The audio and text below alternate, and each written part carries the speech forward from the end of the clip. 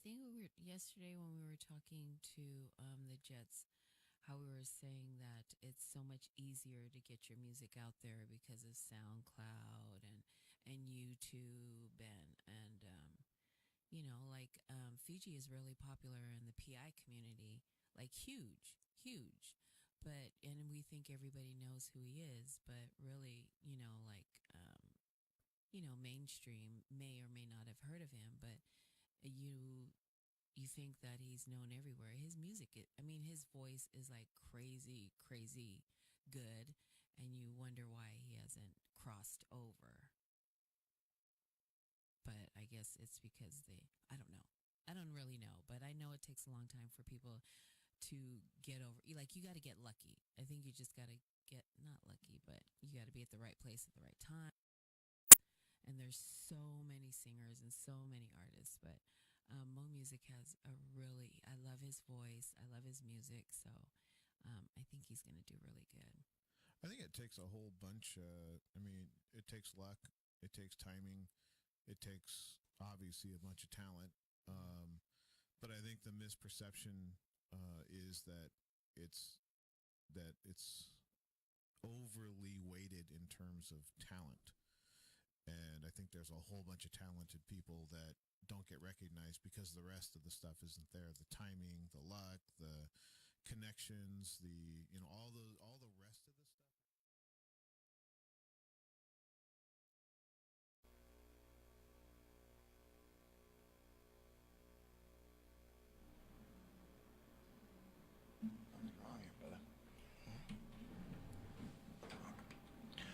Good afternoon. And we are on. This is the All Bay Area Sports.com radio show. I am your host, Richard the Razor Ewing. We do this every Saturday on FCC Free Radio. We're on from 4 to 6. And I cannot believe, once again, the amount of traffic I had to swim through. And that's the key word, swim. I had to swim to get over here because the rain has just been out of control. I'm looking at red lights and license plates all the way over here. That was it. It was a nasty crawl. I tell you, you listeners out there, you should appreciate this. We come in on Saturdays. Look at what we have to go through just to get here. But I'm here. I'm safe. I'm sound. I'm not drenching wet. And I'm ready to start my show. We got a lot to talk about. And it just seems like every week there's something else that pops up that now all of a sudden I have to direct my attention to. And once again, guys, I'm not by myself. I'm here with my wingman, Mike, the Shumann. Mike, what has happened this week? What is going on? Well, it's been a little bit of crazy. First of all, I noticed you got a nickname this week, which you haven't had. What do you mean? I had the nickname. The Razor? Nickname was, I've been the Razor from the beginning. Come on, sir. Okay, that's the first time you said it, though. Yeah, so. Okay. I forgot last week. All right. Well, I'm sorry. The Robert H. Kraft thing stopped me from remembering even my nickname. Maybe that's it, because you forgot your glasses today. I forgot. Man, I'm telling you, getting over here was like a scene from Mission Impossible. Well, the traffic's bad enough in the city. Add rain to it, and it's just a nightmare. I can't believe it. I'm like, are you kidding me? Right. Shoot, what am I have to do? Get a Harrier to fly me over here? Is that what we're going to do now? Yeah, maybe. Shoot, man, maybe this our is crazy. Boss will spring for the chopper. Yeah, and this is the thing. I couldn't believe it. Our good friend John Miller, who was our station manager, he was the only person I saw coming in here didn't look frazzled. He never looks frazzled. Everybody else looked like they were going through it. John's all calm. Yeah, Rich, come on. We're gonna get you set up and everything. Everything's gonna be fine, Rich. You're gonna be, very calm, very cool, very quick. I'm looking at him going, my God, man, did you see what I had? Yeah, Rich, it's gonna be fine. That's a good producer. It's gonna, And no, he's a great producer. Right. But I'm just trying to understand, how is he so calm all the time? I need to get that. I need to figure out how to be so calm all the time. Anyway, we're here this week. My goodness, we talked about Mr. Kraft last week, okay? The man's down in Florida, and he's going to this day spa. Lo and behold, it's a sting operation for prostitution. Well, it turns out, too, I think the second time he went, the second time was the day he went back-to-back days. The Kansas City played New England. Right, it was the AFC. Yeah, it was the AFC title game. He went back for a second visit, hopped on a plane, went to Kansas City. Okay, so because I saw that. Relieve the edge. I saw that in the news. The guy, what did he do? He went the night before, went to the AFC title game and went back. No, he did. He went the second day and then flew to the title game after the second time. Well, shoot, I guess that sugar in that cookie jar was good, boy, because he kept. I don't know. I just okay. I'm he's trying to. He's just hoping it disappears. He's waiting, as all of us did, for somebody else to do something stupid to get on Twitter. And lo and behold, here we go. We got it this week. Okay, let me hear it. Come on, Larry Barrett. Oh my goodness. Now we're going to have to bear through this one. The man behind the Giants and his wife Pam, unfortunately, got into a scuffle in public over in Hayes Park. Oh my goodness, Hayes Valley Park. Okay, and, so somebody got it on video. Yes, and you know who jumped on that fast? TMZ. Right. Yeah, and that happens. Anybody else? It's not on. No, TMZ. it's not. They're just. As a matter of fact, they won't even stop. If you get a couple that's fighting, people will walk by. They'll take a gander for a moment, right, and then they'll keep right on walking by. Right. But this is the CEO of the Giants, right, and it's really sad because it's gone in several different directions. It went from, he should, come out and do a public apology. Then it went to, I guess, Pam came out and did a public apology. Well, they both put out statements. And then the Giants came out and put out something. And then you heard all this rhetoric from the public. Some people saying, oh, well, he should be ousted. He should no longer run the Giants. Right. And some people saying he should be arrested. This is a criminal act. It's domestic violence. Let's set it up real quick because Pam had his phone. She was sitting in a chair, his wife. Right. And he wanted it back. She didn't want to give it back to him. Right. And as he went to grab it from her, she had injured her foot last week. Mm-hmm. She was in a chair. She started to lean over, couldn't put pressure on her bad foot. She fell out of the chair. Wow. So it looked like he kind of knocked her over to get to the phone.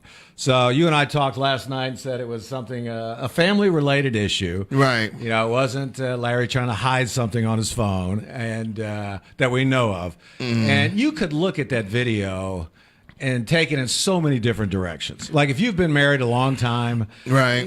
Everybody's marriage is its own entity.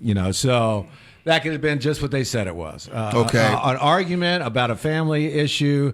And Pam came out and said, unfortunately, it got on video, got on TMZ, became a huge story, but there's nothing to it. It's been resolved, and we're still happily married. Yeah, she did come out and publicly say that. Okay. And that part I accepted. I was not ready to take this to a whole new level. It's just that you listen to some of these sports aficionado radio shows or telecasts, and they're talking about, well, you know what, MLB is going to have to get involved. The commissioner of MLB is going to have to get involved. There's going to have to be some type of disciplinary action, all these different things. And I'm just trying to understand. It's like, you know what? First of all, they need to understand, like you said, if you are married for a long time, okay, and I get the fact that it's Larry Bear. I understand people say, well, you know what? This is a guy whose persona we've never seen before like that. He's always been a guy who's been very gracious, very kind, does all types of charity work, as does his wife. Right, and his wife, all of that. And all of a sudden now they see the two of them squabbling over this cell phone. It looks, more physical than what it is. In my opinion, I'm going to tell you what I saw. I saw two people playing tug of war with a cell phone. That's what I saw. Well, but then the question becomes, what was on that cell phone that either Larry didn't want his wife to see, and that's why he wanted it so bad, and or, was it just what she said, a family issue? Because when she fell, Larry didn't go to help her up. He did not. Stop, Pam. And it was like, really?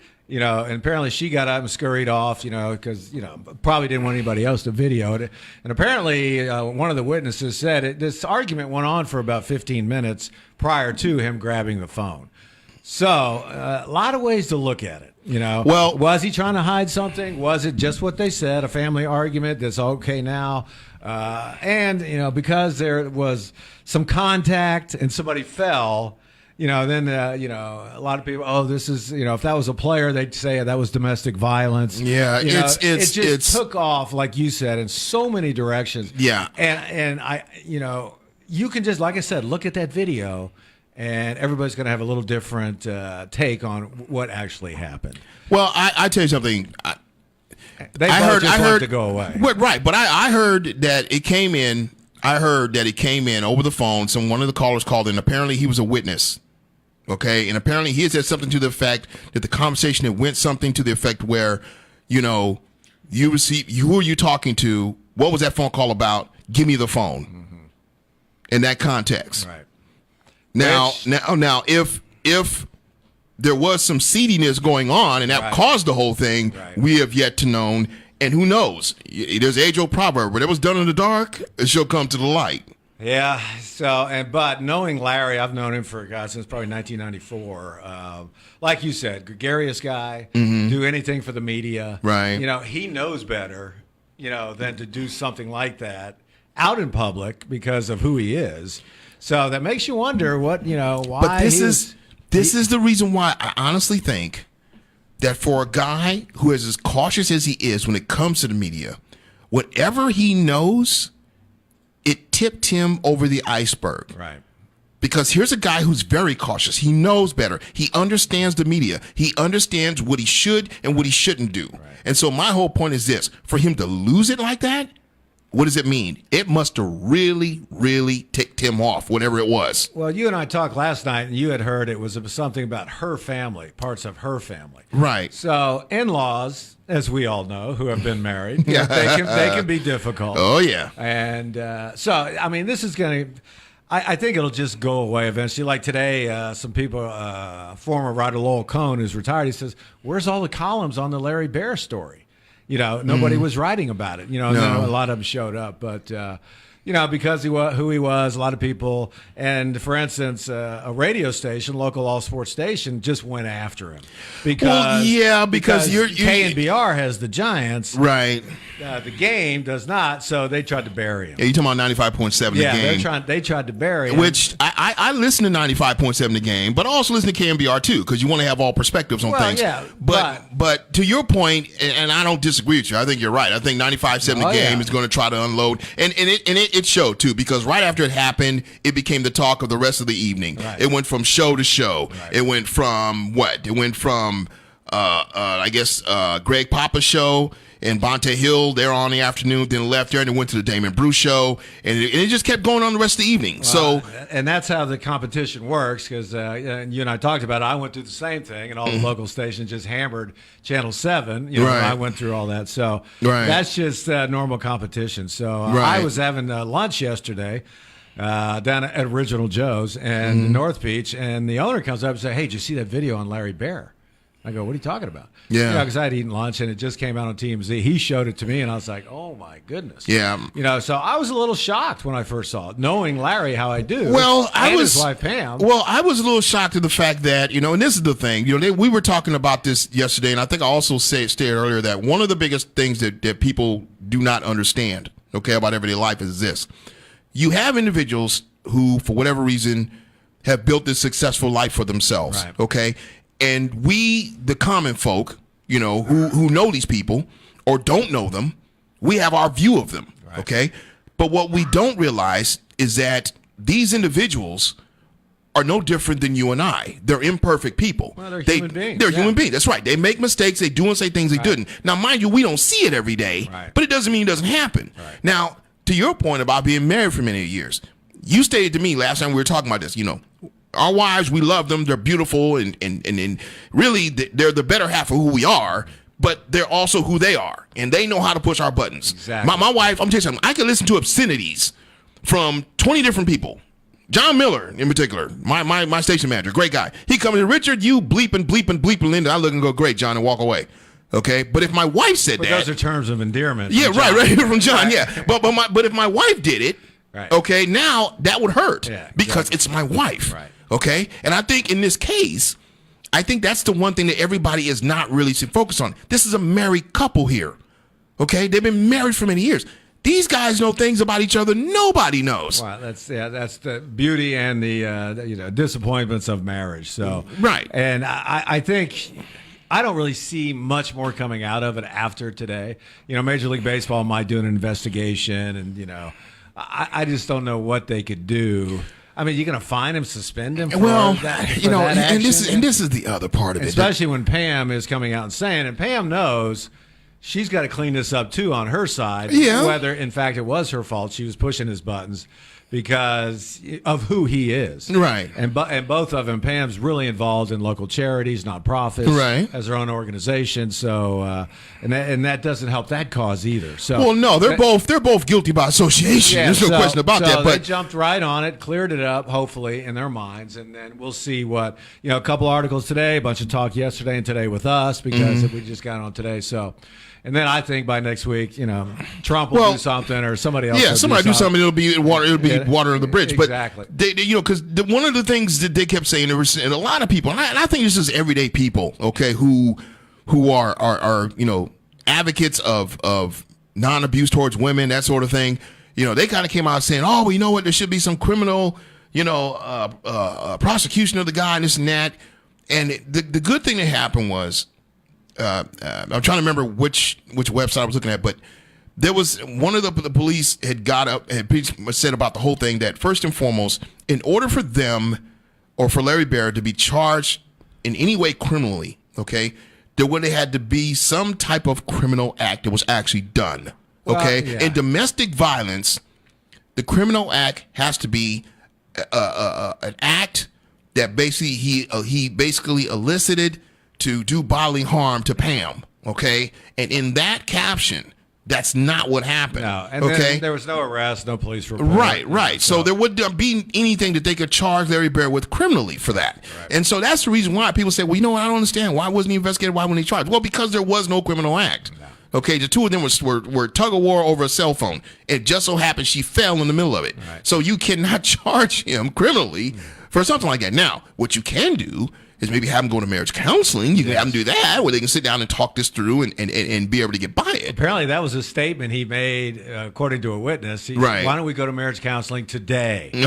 So that was a witness. Yeah. So that what does that show? It shows that Larry Bear is holding out to his wife the fig leaf of peace. He's trying to do what he can to make things right. Whatever that argument was. Whatever it was. Right. Okay. So. Now, why don't we move on to, because this is I've been listening to this for last week and I'm tired of talking about it. Well, maybe this is why Larry was so upset. The Phillies got Bryce Harper and not the Giants. And tell you something, great segue. Look, I said this last week and I'm going to say it again. In order to make this show rock, you have to have a great wingman. Okay? I don't have a good wingman. I have a great wingman. Great segue. Because we're going to talk about Bryce Harper, because that obviously did not go through for Larry Bear and the Giants. Well, you have to give Harper credit, because it was down to Philadelphia, and we talked about it last week. So all of a sudden, he lost all his leverage.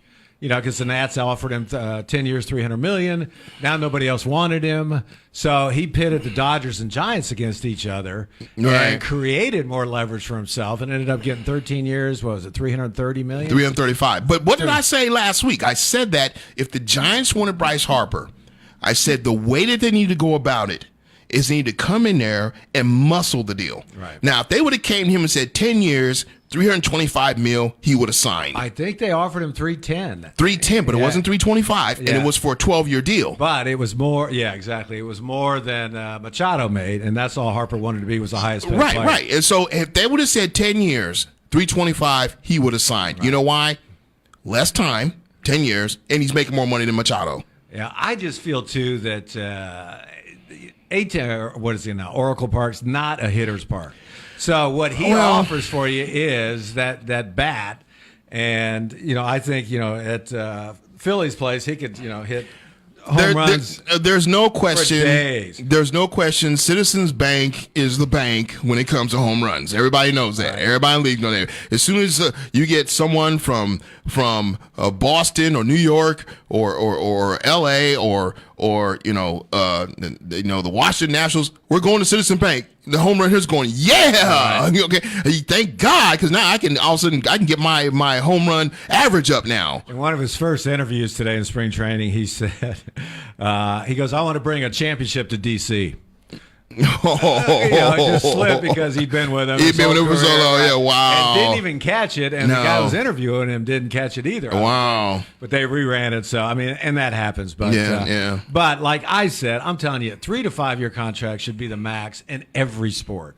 You're going to tell me, this takes him to 40 years old. Yeah. You're going to be paying this guy, $38, whatever it is, $1 million at that age. It's just ridiculous to me, and it's all guaranteed. Well, this is the thing. There's no outs. There's no opt-outs. It's a joke to me. The owners have got to stand up for themselves and quit handing out this dough for that long a period of time. But this is the thing that's really ironic, is that by the time they get done paying Bruce Harper, they're going to have to finish paying Bobby Bonilla.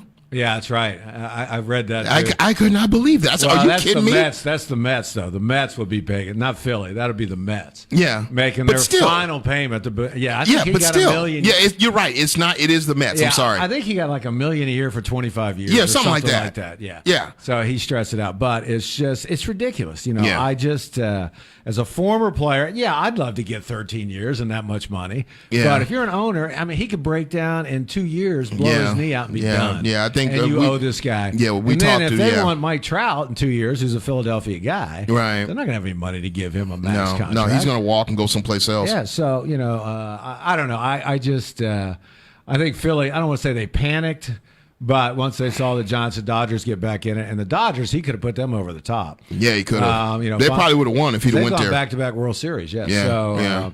So anyway, I just to me it's just ridiculous to hand out those length of contracts. Yeah. I mean, we were saying 10 years is too much. Now he's got 13 years. Yeah. So I don't. That's probably has to be the longest tenure contract I've ever heard of. I don't think I've ever takes heard. Him to 39 years old. Yeah. It's ridiculous. Yeah. And then to your point, we talked about this last week too. Albert Pujols is an example of that. Right. Here's a guy who's been with. I think he's with the Angels, right? Yeah, he's been there forever, and now you look at him, he can barely do anything. And guys start breaking down in every sport about 30, 32. Right. Yeah, you can still play, you can still be effective. Jerry Rice played till he was almost 40. Jerry Rice looked good when he was almost 42. Matter of fact, Jerry Rice made the defensive backs in the Super Bowl in Oakland, and he made them defensive backs look stupid. Yeah, but he was under 35 then, so you just. But he was the oldest receiver on the gridiron that day. But for instance, in football, you can't get separation anymore. You lose a step, you're not going to get separation from these young cornerbacks, and they're going to close on the ball. So baseball, your eye, you're just not going to see the ball like you used to see it. So the bat's not going to get on the ball. And he doesn't bring a ton of defensively. So. Right.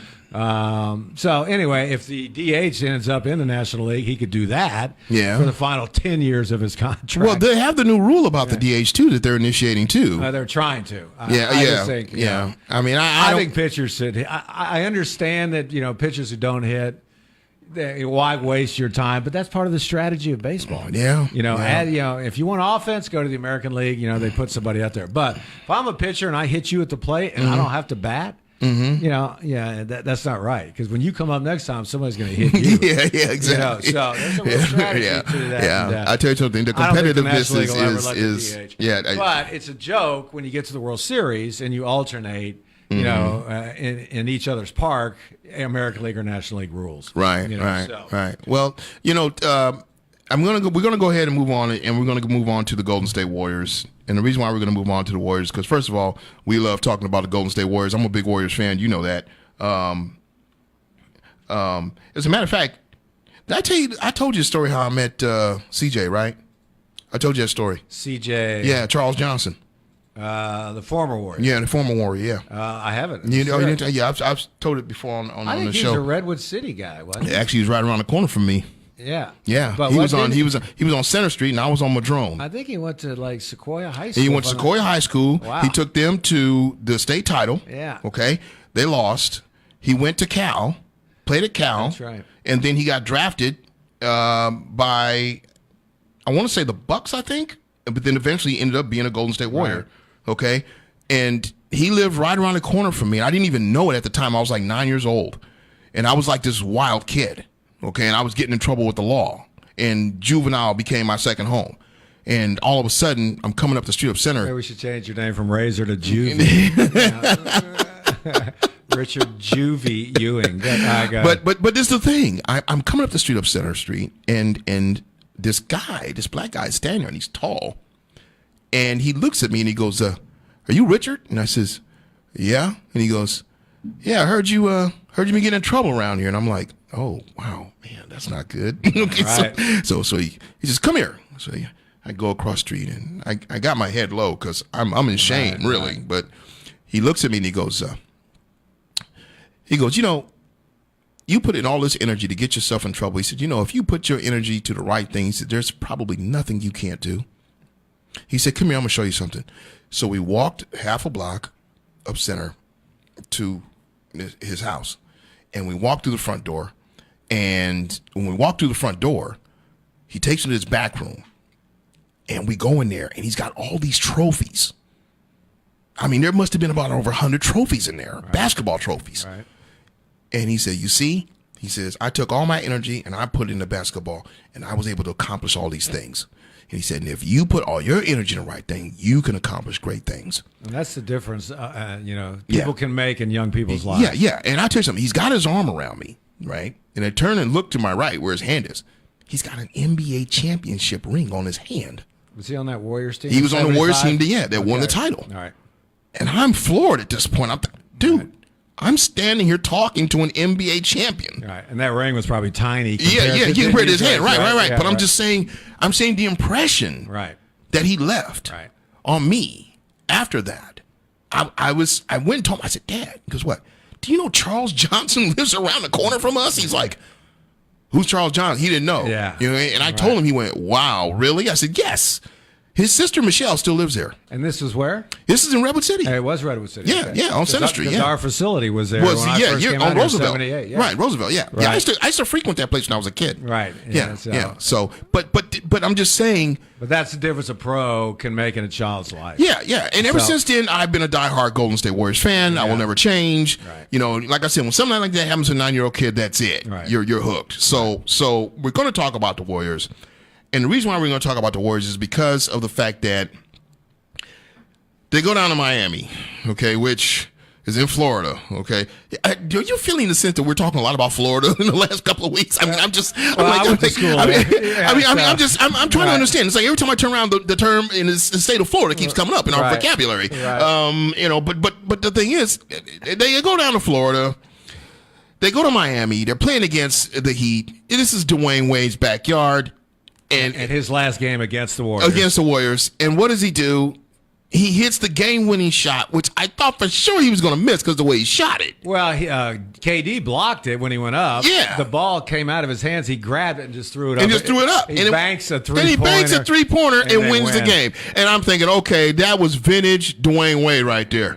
And I'll tell you something. I didn't feel too bad about that loss. Well, they were down 24 in the first half. Yeah, and they almost won the game. And then you look at who it was against. It was against Dwayne Wade. Right. Okay, so like you said, this is his swan song. Right. So he's pretty much done playing Golden State. It's probably not going to happen again. The Heat aren't going to the playoffs. But that was a good way for him to go out and end his career. And you could tell because he hadn't had a game winner like that in a long time. He went crazy. He was running around. He was running around. He was like a little kid. He was. Exchanging jerseys with Steph. Right. And Steph was. And Steph walked up and gave him a big hug and congratulated her. And even said afterwards they deserved to win. We didn't deserve to win. Yeah. And of course, that was just a lucky shot. It wasn't a lucky. But that happens in sports. Right. If you leave the guy who's always taking the shot, you leave him open enough, he can do that. That can happen. Exactly. But so then they go up to Orlando. Okay, we're not going to discuss Orlando, are we? And lose again. Okay, look, didn't I just say we weren't going to discuss Orlando? I was going to say back-to-back losses. Okay, in Florida. But look, you still brought up the fact that they lost against Orlando. And now I said we weren't going to discuss that. And they sat KD and who else that night?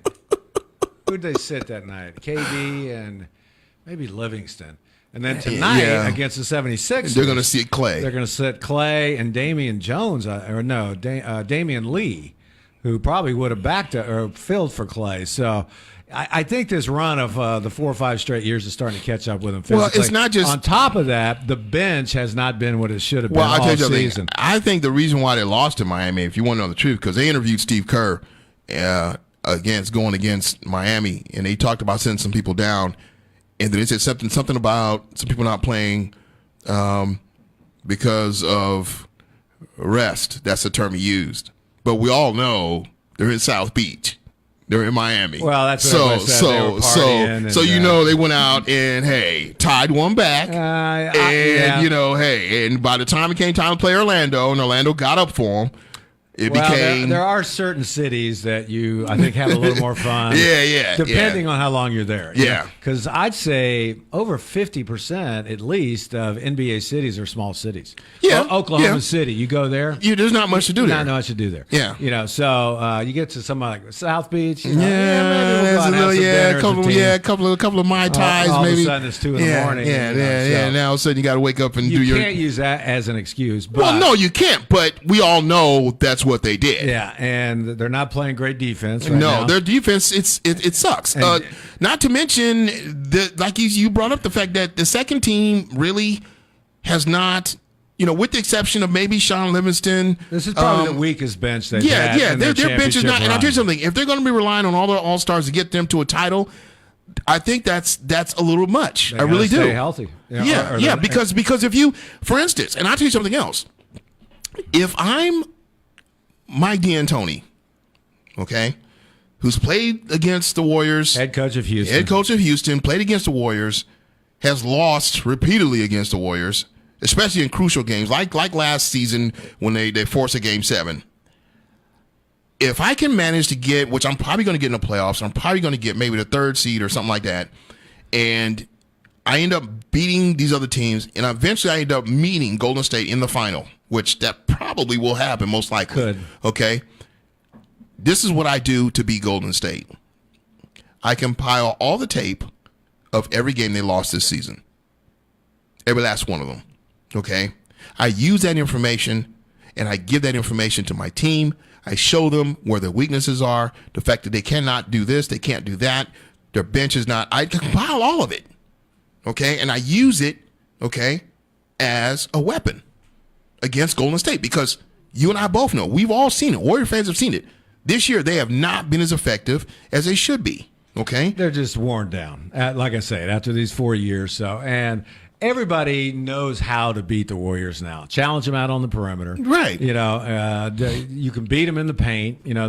They just don't have a big man. They just don't have a big man. They're using Cousins, but Cousins is not. He's not there. He's not 100%. He's streaky. And then he likes to hang out by the perimeter and shoot the 3. Yeah. So if you do that, now you're giving up the paint. And the intimidation factor is over with the Warriors. Yeah. They're not intimidating. Teams know, this team can lose. We can beat you. We can beat and that's half the battle right there. Warriors are winning half their games just showing up. For the last 3 or 4 years. Yeah, no question about it. But I mean, it's kind of a situation where, and I said this last week. I said that probably their biggest Achilles heel right now is they don't have the toughness for the second string.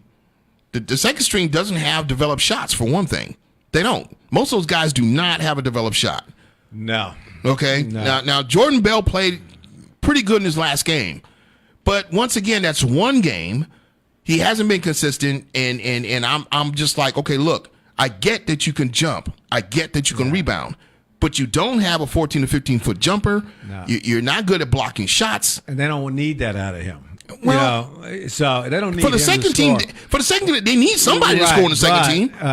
He got in the doghouse this season. He didn't play hardly at all in the first half. No, he didn't. And then all of a sudden it asked him to ratchet up, and get minutes. So he's got to be ready to play, and work and practice is the only way to do that when you're not playing. When you said he was in the doghouse, I tell you how much of in the doghouse. They don't talk about it. Bell almost went back to the G League. Yeah, I know. They were talking about just to get him reps. Because you don't practice that much once the season starts. Yeah. You just got shoot-arounds and that's it. So it's hard for him to work on his game at full speed, and he just regressed in his second year, which happens a lot. Okay. But you're right. Sean Livingston doesn't shoot the 3. Iguodala's inconsistent, at 35. Yeah, he has his moments, and then after that, it's, they just don't have the bench. Alfonso McKinney has not been the guy they thought he was going to become. You look at Jerebko, Jerebko, player, but he's streaky too. He's not consistent. He lost his minutes when Who came back? Well, when Boogie came back, he lost his minutes. So he's not seeing as much time. No. And then the other thing now, let me ask you this much because... And Embiid's not playing tonight, too, so that'll help. Who's that? Embiid. Oh, Embiid's not playing. That's right. But, God, when's the last time they lost 3 straight? Yeah. Yeah. You'd have to go back to figure that one out. Yeah, so. I don't know. That's going to take too much time of our program. But I'll tell you something. The question I want to ask you is this. If, for whatever reason, Golden State does not win this year, I don't know, something crazy, almost like when they played against Cleveland and Draymond got, ejected, okay, for the whole teabaggage, okay. If something happens and Golden State does not win the title this year, does KD stay or does he go? I don't know, boy, we've gone over this too. I just watching his body language, on the court the other day, I don't know if you saw it, Clay and Draymond threw like 4 passes to each other. Right. And KD was over there clapping, give me the ball, I'm wide open, and the ball ended up going out of bounds, nothing. Right. So his body language is such, and even in his post-game interviews, it's like he's dreading dealing with the media. To me, I'm getting the feeling that he's gone. And just by all of this that we're seeing, I don't know where... I don't know what he's thinking, but he's got a great situation here. But if they were, didn't get it this year, he got 2 rings, 2 league NBA Finals MVPs. Let's go on and do something else. I don't know if he wants to stay out here. He's from the East Coast. Maybe he wants to get back to the East Coast in his final years. So I don't know. I'm getting the feeling, like I said, with his body language and the way he's dealing with the media now, that he's just done. Well, this is the thing. We all know. The fact that he's a free agent after this season is in question as far as him leaving. But I'm saying, is it mainly because you had talked about the fact that, Clay and Draymond are passing the ball back to each other. He's wide open. They won't give him the pill. So is it also because there is some real dissension going on in the locker room that we're not seeing? I think that issue with Draymond and him created a little wedge in the locker room. Really? Once you have that great chemistry, it's hard if you break it like he did, and he broke it big. You don't call somebody a B word 3 times in front of your whole teammates, in front of national TV audience. Right. And that just go away. Yeah. It's just not like that. Guys have a lot of pride. KD's a sensitive guy anyway. Yeah. He's kind of got thin skin. So he just wants to play ball. And a lot of people say he wants to go away and be the guy. Well, if he's the guy, he's going to have to deal with the media all the time, and that's not his MO. Well, especially in New York, something like that. So I think it put a little dink in their armor in the chemistry department. And for instance, in that series of passes there, that wasn't intentional of not getting it to KD. They just saw each other, and they could pass it back and forth, and then the ball got out of bounds. So, okay. Well, but you could just see that body language of I'm not sure how to explain it, but I think there's something going on in that locker room that's and every time you get a new set of second wing players coming in, you got to work them in too. Right. So they've done this for 5 straight years now. Right. And it's not always going to be, perfect chemistry, so to speak. So right. You got guys from all different backgrounds, raised differently. Right. Some with 1 parent, some with 2 parents, so it's a big difference. And I just have this feeling the chemistry is not what it's been in the past. Well, I can definitely part of see, that is just being worn out too. Yeah, I can see part of that too. The fact that there is going to be some continuity issues in a team sometimes. It didn't seem like that in the beginning of the season, but we did see that, like you said, you talked about the whole Draymond issue. I know that Kara Smith, of NBC Sports Bay Area, did an interview with him recently, and I read it, and she asked him some very poignant questions, and one of the questions was, what legacy does he think he's going to leave to basketball? KD. Yeah. And his answer was he never thought that far. He was too busy focusing on what he's doing right now. Players don't think about that. Yeah. He kind of felt like, I'm playing basketball right now. I'm having fun. I'm having, really fun right now. I got a great group of guys I work with. And that's mainly what he really was thinking about. Yeah, your play speaks for itself and creates its own legacy. He basically stated that the legacy itself was spoken on by other people he doesn't know, people he won't come in contact with. Everybody will have their view of what they think his legacy is. Right. But his whole take has always been, I just want to kind of focus more on, playing basketball right now, and also, really just being in the moment more than anything else. And that's something that I have brought out last year when I had the show, when KD first came to Golden State, because everybody was talking about that. They're all talking about how, what stamp is he trying to put on the NBA? And really, at the end of the day, KD, in my opinion, is doing what all basketball players should do. Enjoy the game. Enjoy what's going on right now. You have to. And they're a championship team. Right. They have the ability to win more championships. Now, mind you, a lot of that is still based on, what he decides. Because if he does decide to stay or go, Lacob is going to do whatever he does to help the team continue to be successful. So I think Draymond might be gone too. Draymond probably will go, because I think, to your point, we had talked about this last week about Draymond and the fact that, his body is not where it was 2 seasons ago. I tell you something, you had talked about Andre Iguodala, and Andre probably will go because Andre doesn't need to really perform anymore, doesn't have anything else to prove. But his money's guaranteed, so you don't want to just let a guy go and have to pay him, what, 18 Well, million? no, I'm saying, when I say go, I'm not talking about this season. I'm saying he'll finish out his contract. Right, he's 35 now. Yeah. But I tell you something, somebody needs to tell him he's 35 too, because he's playing like he's 27. Nah, he does, but you can't have a guy on your team at that age where you have to rest him throughout the entire regular season so he'll be ready for the postseason. Yeah, that's a waste of a roster spot, and he held him up. I don't care what you say. He's Jesse James. Yeah. He's stealing money from that team. Yeah, he is. Because he's not playing that many minutes. Well, but you know what? You can't blame him, though. No, I don't blame the player. I don't hate on the player, but ever since LeBron blocked that shot in Game 7 of him, he hasn't been the same guy. Right. He won't go to the hoop. Yeah. His threes disappeared. He can't shoot free throws. Right. He gets close to the hoop. Easy layup. He'll dish it to somebody because he don't want to get fouled and have to go embarrass himself at the free throw line. Okay. So I don't know. I just think, and Steve Kerr, you talked about having fun playing.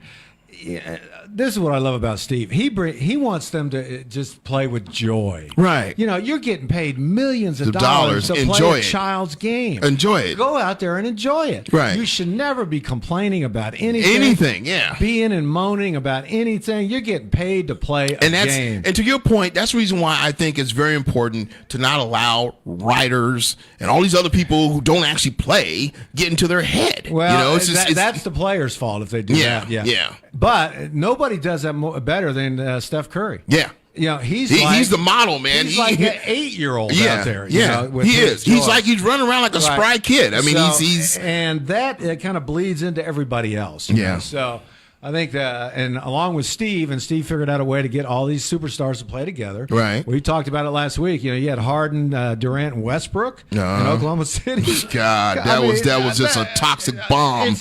Ready to go off. Think about it. If they had a guy like Kerr who could have got them together, I mean, that could have been unbelievable. So a lot goes into team chemistry, between the players, the coaches, and everything. And the Warriors have had the best in the league the last 4 years. Now, has it caught up with them? It seems to have. Yeah. Between being exhausted, run down. Kerr talked about it after the Orlando game. He says, hey, we've had a long last 4 years. It's started to catch up with us. Yeah. And, he's got to rest the players. And in the old days, you never did that. No. You'd never see Larry Bird, Magic Johnson, Bill Russell, Will Chamberlain. Isaiah Thomas, Will Chamberlain averaged 48 minutes in an entire season 1 year. All right, so I think he missed 8 minutes the entire year. So it's a different game now. Wow. And those guys weren't making that kind of dough. No. So all of a sudden you're paying these guys, and if you're that little kid and you go see Charles Johnson and they arrested him that night for load management, well, you're going to be the most disappointed young kid in that arena. Charles Johnson, Psycho Man. That's what it was. That was the nickname. And that's kind of what's going on now towards the end of the season. You're seeing teams resting players getting ready for the playoffs. So I understand it, but when you're making that kind of money, you're making $30 million a year. You play every night unless you're injured. So now I want to go ahead and turn it back to baseball, but this time I want to go to the other side of the bay. Okay, I want to talk about the A's. Well, real quick, who do you like tonight? 76ers or the 76ers give the Warriors trouble? Yeah, I know, but I think with Embiid out, I think Golden State probably will get the nod this time. They lost 2 in a row. They're obviously going to be playing for pride tonight, and I think also a lot of it has to do with the fact that Kerr probably sent a message to these guys saying, okay, look, you know what? you guys need to understand what this is doing to the psyche of the team. Okay, the fact that you've lost 2 in a row, back to back, you know.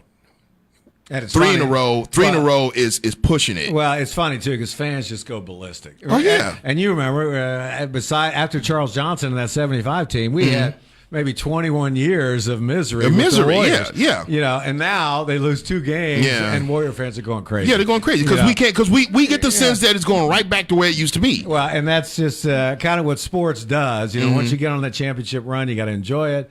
And the bar gets raised. Yeah, you know, we'll just say that. Yeah, So the expectations are definitely high all the time with this team. The bar has never been higher for the Golden State Warriors right now. Right. All right. So I'm going to turn my attention over to baseball. And you don't want to lose the year before you go to the new arena. Okay. Ooh, that's just bad. The way you said that, it sounded bad. It sounded really bad. Well, it's just real. I mean, I'm saying if you are a Laker fan right now and you say that, they probably even see that as being bad right now. Okay. Well, there's another team that, you know, boy, that's going to be interesting what they do with that team. This could be the first year in what? 15 years, LeBron hasn't been to the playoffs. You know, are you serious? I don't know if he's been every year he's been in the league, but I think so. It's been close. So. I think he's been there every year, and it'll be interesting not to have LeBron James in the postseason. Wow, you know, and that's gonna hurt the NBA. And what does it do to the Lakers in terms of getting free agents to come there now? Yeah, because they've already brought people over. And look what happened. And then another story is them trying to get Anthony Davis, and then now New Orleans is sitting him in the fourth quarter. Here's another guy making millions of dollars, and New Orleans is so mad at him they're playing him and just sitting him down for the entire fourth quarter. But see that's kind of back to you can't blame the player, right? But the league's got a lot of issues going on, with that stuff. I tell you something, the league's got a lot of issues. MLB's got a lot of issues. I am going to segue over to MLB now because I kind of feel like at this point one of the key things I want to talk about the Oakland A's, and the reason why I want to talk about the Oakland A's is because here's a franchise that's got a good team. They do. No, they do. They do. They got a great young team. Great mix. They obviously they can't get is it Kyler Murray? Kyler Murray. Yeah, they can't get Kyler Murray because he wants to go play football. Right. Which I'm shocked. And we'll get to that, but it looks like he especially after he saw what Bryce Harper signed for. Yeah. But is he that kind of player? We don't know. No, we don't. Okay, but they can't get Kyler Murray. Okay, Dave Cavill's been probably waking up in the middle of the night trying to figure out what am I going to do with this stadium issue. But he's done an unbelievable job, though, because when Luke Wolf was there, nothing was getting done. Oh, come on. We all know. The wolf in sheep's clothing went and ate and left. That was it. Well, and then they were getting that TV money of $30 million a year, yeah, and the league took it away from them. This is the last year they get that because they were just putting it back in their pocket and not improving the team, roster. the franchise, yeah. Right. So this is the last year. John Fisher, the owner, who, by the way, just sold, I think, a bunch of stock in the Gap, and his net worth went up $760 million or something like that. So great. He's got, and the A's are worth $1 billion, so he's got the money to build his own stadium. All right, now okay, wait, whoa, say that again. You mean to tell me John Fisher, the owner of the Oakland A's, has enough money to build his own stadium? I think he does. Okay, well then why? What is all this? He's not a baseball guy. He's a businessman. Okay, but businessman, if you have the money, right? Come on, this has been going on I know. I mean, are you kidding me? But prior to, for instance, the Giants doing what they did with private financing, owners were, depending on, that city they're in to build a stadium for them. That is now slowly changing because franchises in sports are worth so much money. And the public should not have to pay for a stadium for anybody. Okay, I don't think you're right. I don't think the public should have to pay, but I'm just trying to understand what you just said. Right. And the reason being is because that was one of the biggest questions with the A's. Everybody kept saying, okay, you know what? We can't build a stadium. Why? Oh, because we don't have enough money. Maybe we can get some money from the city of Oakland. And I'm like, okay, and that's going to work because... Well, and he's the sole owner, I think, now of the A's. Yeah, now he is because Wolf's of out. Yeah. So anyway, it's going to be interesting to see if he steps up to the plate. And by the way, the idea of getting money from the city of Oakland, you know what? A fat chance that happening. No, that's not happening. No. And it's good to see the Raiders are coming back to play here for at least one more At least year. one more year, yeah. So this would be their second or third year of their going away party. Going away party. Yeah, Well, that's the longest it's part like I ever going out heard. of business sale. Yeah, It yeah. goes on for 10 years. Yeah, too many years. So they have good players. What does Cavill have to do Boy. to sign big names to this franchise? Because they have a lot of good young guys. They got great players in the youth and everything, but they don't. When you look at the A's, you look and you go, okay, who's the player that makes you want to watch the A's? Well, it's kind of it's a vicious cycle. If you don't have a great stadium, people aren't going to come. Right. People pay player salaries. Right. And as a result, now they're not getting that $30 million from the league after this year. Right. So they just don't have the money to bring in a big name player like Bryce Harper. So they're operating on such a low budget. I mean, one of the smallest in baseball. You're not going to see anything different from them the rest of the way. How does a franchise that has 7 World Series get to a point like this except one answer, and that's just bad management? Well, that's part of it, yes. And I mean, come on, agree. 7. You have that many titles. There should be some money somewhere. Right. I mean, come on. That's Right. just, come on, 7 titles? Well, and I think Billy Beane with analytics has kind of had to go that direction because he didn't have the money to get the great players. So he's got to find that player with a lot of potential. Right. Play him till he gets to his big contract and then let him go. Okay. And start all over. Okay. And then you're just going to continue to see that until they get a stadium. Because until they get a stadium, people aren't going to come. You're getting 10,000 people a night, if that. If that. In Oakland I told during you the week. the last A's game I went to one last year, and that was because a friend of mine worked for this company, and he got some tickets, so we went. And you're right, you go to the stadium and there's empty seats, man. It's like. And Cavill's done a great job. Like he covered the top or opened the top, then he started the tree house up there, which is a lot of fun. Yeah, you can get in for cheaper and watch the game up there on television. So he's done things to put lipstick on the pig, so to speak. Right. But and he's doing everything he can to get that stadium built because he got that stadium built for the earthquakes, right? The Avaya Stadium. So, by the way, I'm not very happy with Avaya Stadium. Really? I'm really not. Why is that? I'm sorry. That just looks like a very, very small venue for soccer. For soccer, it's. I think it's perfect for soccer. Now, if you want to bring a World Cup event there, yeah, it might be a little too small. No. I'm sorry. I'm used to watching soccer on have to TV. go to Levi, yeah. And you see international games. These games are out of control with people. But it's it is what it is here in the United States and here in the Bay Area. Yeah, so soccer's not that great. It's a great venue, I think, for them down there because they really didn't have what they needed. So he's got the ability, I think, to come up with it, but he's already getting pushback from environmentalists on the Jack London Square. Even from the port, they're saying that boats coming in there, and if they're playing a night game, the lights from the stadium are going to blind the pilots of the boats, which could cause them to either wreck, hit other boats. Wow. Yeah, so there's all kind of little issues that are already coming up on this stadium. It's almost like Oakland. I don't want to say that, they just run every team they have out of town. It's they just won't step up. It's another small market team. In the NFL, it's one of the smaller market teams. But this is the thing, though. To your point about Oakland running teams out.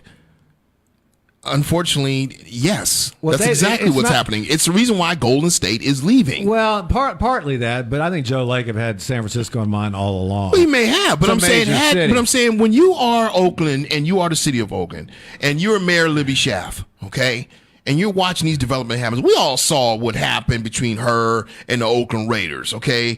That was a tumultuous situation, and the longer they discussed it, the worse it got. And my point is this: when you are a city and you're a city mayor and you have a team that has bought 3 titles, you have another team that brought 7 titles, you have another team that's bought 5 titles, and now you're watching all 3 of those teams leave, with the exception of the A's, and that may happen still because they haven't got that deal done. What does it say to the city? It says that you have not stepped up to the plate to do what you're supposed to do as a city organizer to keep these sports franchises in your city. They don't have the money. I'm not listening to that. No, I'm not. You know why? No. They don't. I'm not. They don't have enough. Okay, no. You know what? We're going to finish this. They don't have enough police. We're going to finish officers. this. All right. We're going to finish this. break. We're going to break in a couple of minutes. All right. We got 3 more minutes. But this is the reason why I don't believe that. Okay, because the city of Oakland, okay, spends billions, okay, with the port, billions, which means, and that's just one aspect of what they do. They also have other things going on in that city where they have revenue. In other words, if they really wanted to, they could do it. I'm not sure. I think they do. Yeah. Okay, because this is the thing. You're trying to tell me it can be done. I'll say that's right. It can be done. It can be done. Because you're trying to tell me that the city of San Francisco, okay, which really, in my opinion, is not that much different. Yes, they have some internet commerce, but Oakland's got some too. And you're trying to tell me that the city of San Francisco, okay, can put together a venue for the Giants. Now, mind you, this is the Giants we're talking about. The Giants were nothing before, what, 2010? Yeah, but that was privately funded. That had nothing to do with the city Well, then itself. It may not, but the city has the influence to get the private funding. In other words, talk to somebody. Do something. Well, Ronnie Lott had a group ready to build a stadium for the we can Raiders. thank the NFL for that. Right. We can thank, because the NFL wasn't going to allow a third party to get involved. But I'm saying there's something the city of Oakland could have done, okay, to set up a venue for these sports franchises that have brought revenue to that city for decades. Right. And they did nothing. Right. And then at the last minute, they were like that lobbyists who lobbied for the last 20 years for something. And then when they finally did show up, it was too late. The boat left, and now you're sitting there, you're watching the boat leave the shore, and you're sitting up here watching. Well, wave to it, it's leaving. Bye. Well, I think too, when Al Davis came back, was it 95 maybe? He kind of took the city of Oakland in that deal, so they lost millions of dollars there. And the A's, it's just been a struggle forever with them, and so we'll talk more about this. Yeah, we are going to talk more about this. You're listening to All Bay Area Sports.com radio show. I'm Richard the Rage Ewing with my great host, Mike the Shoe Shumann. We're going to be back in a moment. Once again, we're on FCCFreeRadio.com.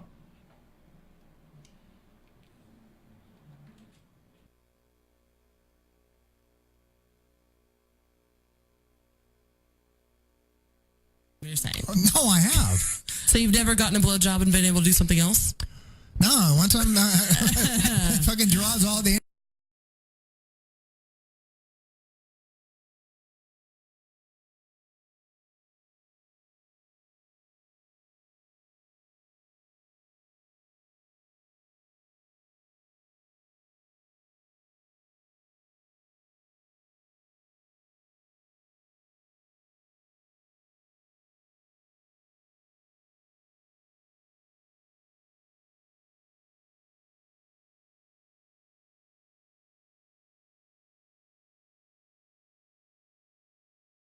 Just say no to boring radio. Do you want to be a part of San Francisco's #1 internet radio station? Drop us a line at general.manager@fccfreeradio.com.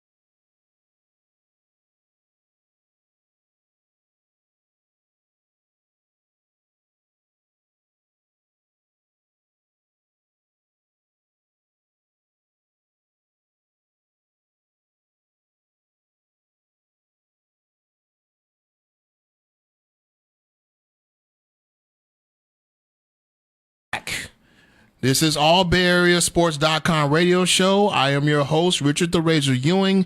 I got my wingman with me, Mike the Shumann, former San Francisco 49ers Super Bowl champion with me. And Mike, we kind of faded out with talking about the city of Oakland and the fact that they probably should have did more to keep some of the franchises that they're losing. It is going to be good for the Raider fans because the Raiders, are most likely going to be here next season. I still haven't heard the deal being inked, though. I haven't heard them actually sign for that yet. I think they'll be here. The league wants it done because they got to set the schedules, number one. Number two, they could be here for 2 more years because if that stadium's not ready in Las Vegas, they could be here. So I think they have a year and a year option for 2020. Right. So now I think they'll be here.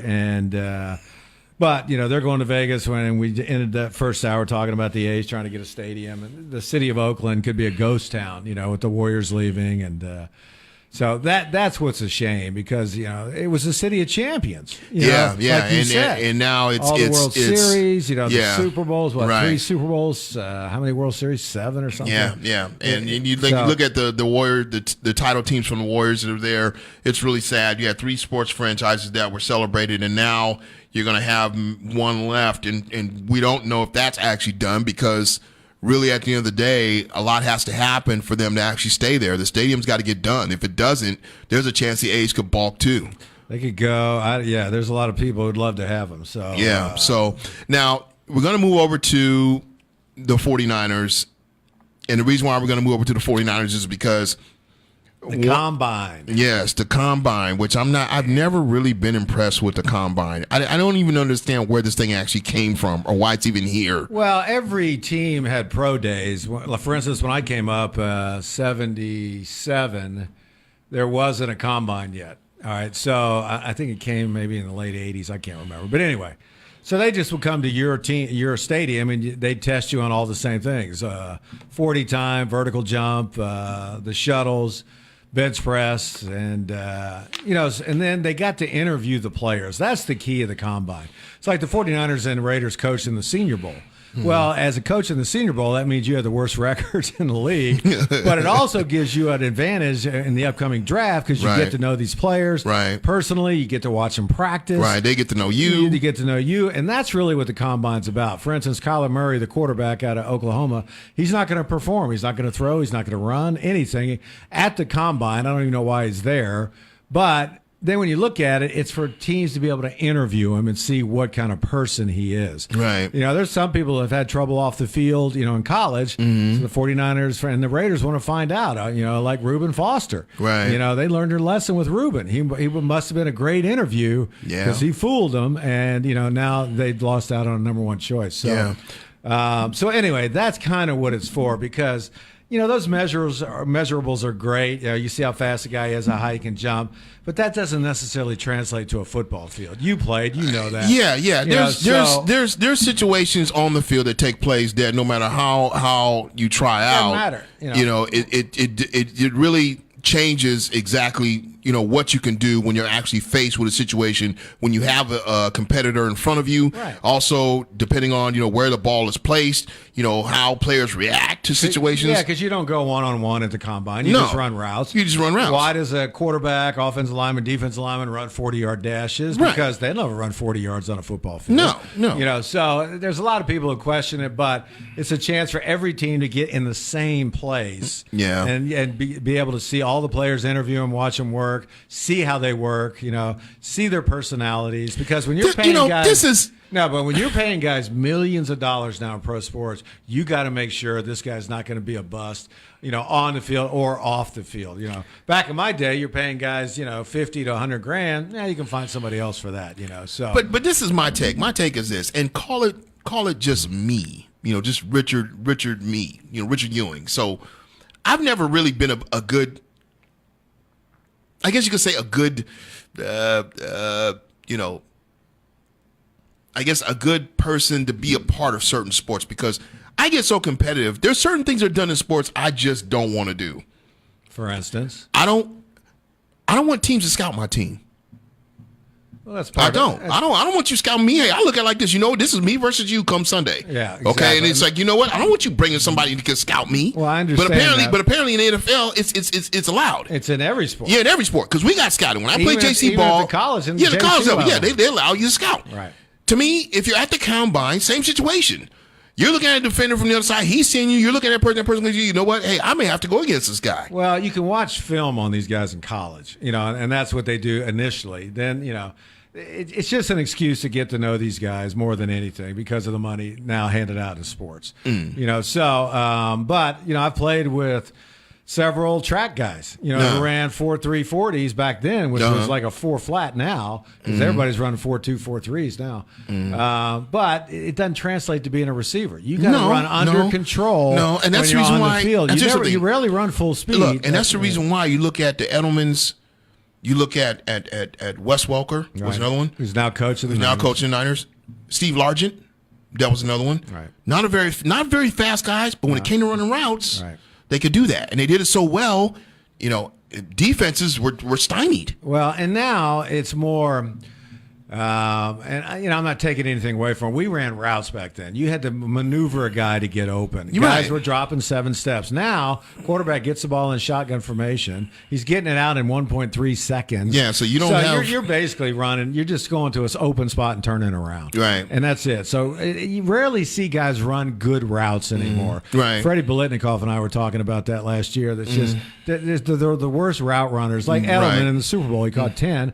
All his routes was an option route. He'd go down the field 5 yards. If the guy was on the right, he'd break left. If he was on the inside, he'd break outside. Right. And that was basically it. And Brady reads it and throws it to him. It's really an old Bill Walsh West Coast route. Exactly. That, I used to run in shallow crosses. You come across on a shallow cross and it's man, you keep running. If it's zone, you pull up in the open area. Right. So it's a different game now with the offenses being so wide open. Okay. So it's hitting a tight end down the seam, a wide receiver in between the safety and the corner, over the top, or over the middle. So it's not the game it used to be in terms of maneuvering guys around. And you played linebacker, so you had a guy coming out of the backfield can start going right. You commit, he just breaks. He just breaks on you and goes, and you hope the free safety picks him up. Yeah, exactly. But it's a different game now, and because of the money they're handing out, they got to make sure that these guys are good guys on and off the field. Okay, so to your point about having good guys on and off the field, you have the 49ers and it's looking not an exact science. No, but they're looking for that receiver. Okay, there's been talk of Antonio Brown. That ain't happening. And I don't see it happening either. He's talking his way out of the league. Yeah, now. He is, because he can't keep his mouth shut. There's also Odell Beckham Jr. Okay, and that's kind of dissipated. Yeah, I don't personally. I'm just something. If I'm Kyle Shanahan, I'm running the offense. I don't even look at any of those guys because, first of all, we talked about continuity in the locker room. Okay, and when you have divas in the locker room like that, there is no continuity. No. So now, the guy I look at, and you brought this up a couple of weeks ago, is DeAndre Hopkins. Right. Because he wants out of. He's in Houston? Yeah, he wants out of Houston. Okay. Here's a guy just as proven as those other guys. Right. Now, probably not as much as Antonio Brown, but still, you look at his numbers from last year, okay? 155 catches, over 1,000 yards receiving, 6'1", 215. Why aren't you looking at DeAndre Hopkins? Tell me why they're not looking at him. Well, it came out that he wanted to be traded now, but I didn't see any follow-up on it. So either he wanted, players will usually say that to maybe get their contract renegotiated early or something to that effect. So I really didn't see a whole lot of follow-up on that. And so I'm not sure he's out there on the market right now. But I think, Kyle and John Lynch are content to build that team the way they see fit. And I don't think it's bringing in a lot of players from the outside. And like you talk about, when you got a young team like that growing together, you bring somebody from the outside who's been in another organization and probably wants to do it his way, or like Antonio Brown's only been with the Steelers. So that's the way he's going to bring it to whatever team he goes to. Right. Well, this is what I know. And he's got to relearn, how to be a teammate, because now he just, it's been all over Ben Roethlisberger. Yeah. Saying, he thinks he owns the team and this, that, and Right, the other. right. So you see that, and you're like, oh, God, we don't want that guy in our locker room. Right. And now he's talking about, I don't need football. I'm financially set. So he's ruining the Steelers' ability to trade him now with all this talk. Yeah. So people are saying, well, hell, if you don't want to play, I'm not going to take a chance on him. He might quit on us halfway through the year like he did the Steelers. Well, and it's the thing. But let me finish with those two, though. With Kyle and John, they're building it the way they think they can build it, the way it fits into his offense, and it fits into their defense. So, like Earl Thomas, they talk about the safety from Seattle. I don't bring him in. I don't pay him all that money. He's injury prone. He's hurt all the time. Right. And if Dallas offered him equal money, he's going to Dallas because that's where he's from. Right. So guys like that, they were stars a while back. But, more times than none, if a team's willing to let a superstar like that go, he's at the end of his line as a player. Right. And I think Earl Thomas is there. Yeah. He throws his body around so violently, it's hard to stay healthy, with that kind of play. So I don't think you see them do a whole lot on the free agent market. Now, the Raiders might turn around and get Antonio Brown. But the 49ers, I think they have a plan. They're sticking to it. Yeah, they got Dante Pettis. They got Marquise Goodwin, which personally myself, I think he's not a starter. He's not a starter, but he can give you big yards when you need it. He can break open a game. He could. When you're in a situation when you're down in the 30-yard line, you're looking to either score or get that first down, you go to Goodwin because he can catch the football. Well, you can even throw him a deep ball and he can draw interference or make the catch. Either way, it's better. It's like better. A punt. It's like a punt. Yeah, it's an option for them. It's an option. So he's a good third or fourth guy. Okay. Now, obviously, there's no question they need edge rushers. Okay. We talked about Bosa. Okay. You were saying earlier when we went on that, hey, if Arizona takes Kyler Murray, the Niners are probably going to pick up Bosa. Yeah. Okay. I think so. Okay. But what about Quinlan Williams? Here's a guy from Alabama. Yeah, who also has a very strong work ethic. Now, we know what happened to them last time. He's more interior, though. He is more interior, but can he be trained as an edge rusher? Well, I don't know about edge, but Solomon Thomas hasn't been what they thought he was going to be. So he might be trade bait, to move up in the draft to get somebody inside, and then so they've got the two big guys from Oregon, Armstead and Buckner. Buckner. So yeah. I think they're set inside, but I agree. He's a beast. Yeah. A kid from Alabama. Yeah. Yeah. But, and Bosa, I don't know. He got hurt. Injury. This is my problem. The reason why, and everybody's talking about Bosa like Bosa is the guy. The reason why the problem I have with Bosa is because of what you just brought up, because of these injuries. And what do we know about guys that come out of college with injuries? They get to a point where all of a sudden they become injury prone. But that's another thing they look at the combine. He said it's a core injury, and it's taken care of, and it's one of these injuries, once you take care of it, it never comes back. But we don't know that. No, we don't. And he basically quit on his team at Ohio State, said he's, whenever it happened, say it happened game 3, he says, I'm done. I'm going to get ready for the NFL.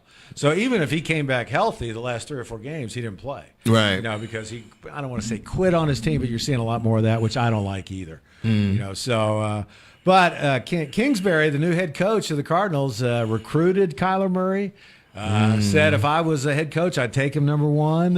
What? They have a great this was while he was an assistant at USC. He said that. And then he was only at USC for about a month, and then he got the Cardinals job, and I don't know how. But he coached Wait a Murray. minute, Kingsbury's record is not that. And he coached him at Texas Tech. And then when Kingsbury got fired, Kyler transferred to Oklahoma.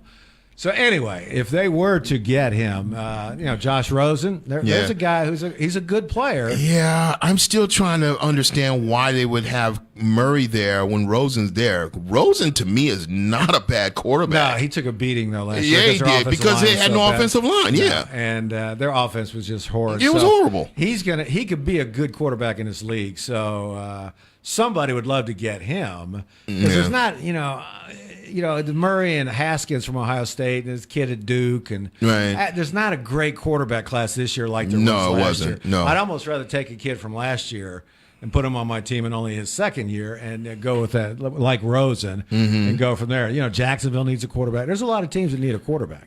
So I'll tell you something. You know what I'd like? It ain't going to happen. I'd like to see the Niners find some way of getting Deshaun Watson.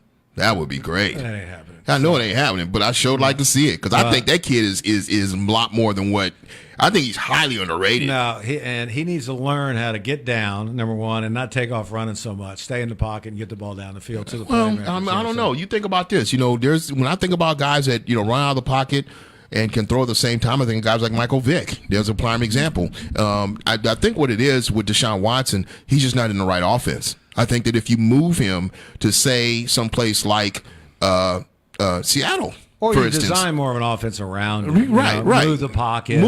Right. Do you do something like that? All of a sudden, now this is the guy you're looking going, man, what do we missed out on that? Right. So, but I will say this much.